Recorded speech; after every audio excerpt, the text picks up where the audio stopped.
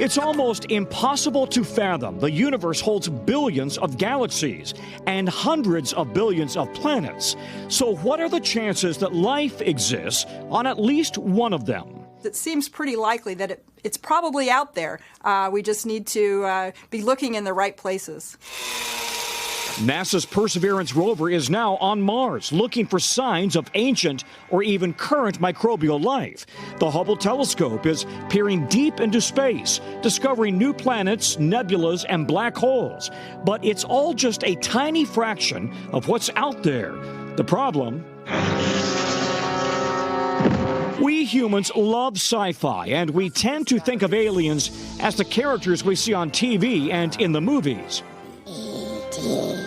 Phone home.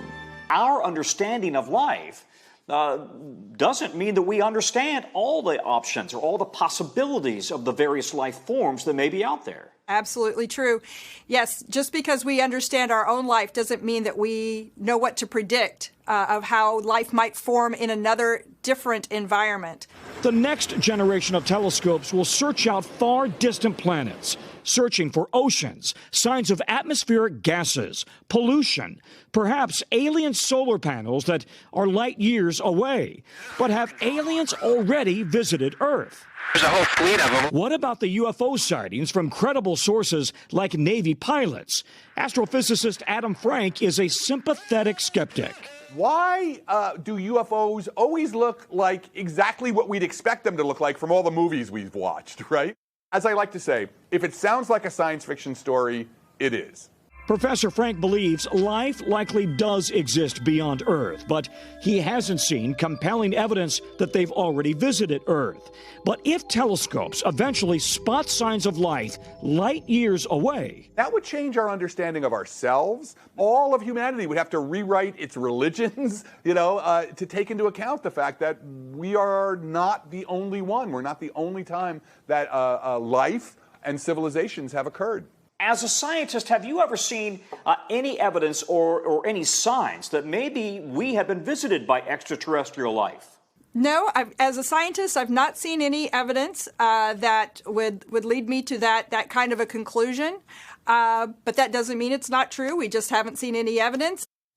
So here's a question for you this morning. If we do someday see signs of civilization on another planet with our telescopes, should we contact them?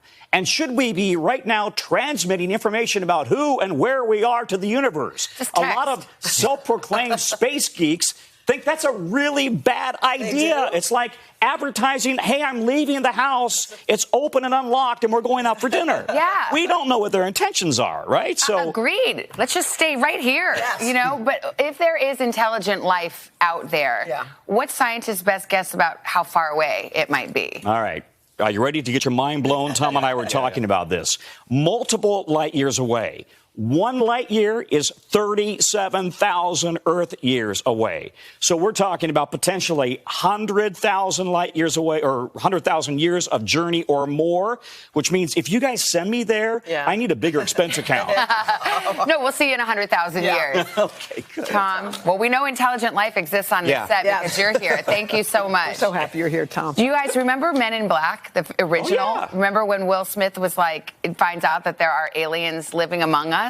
Does anybody remember a certain alien that was shown? Let's zoom in. Where are Al So maybe we just ask Al. Al, your people. When you say my people, are you talking about up there? Well, people is a loose term. Oh, yeah. It's a very loose term. I prefer to think of Galaxy Quest as a documentary, but that's another story.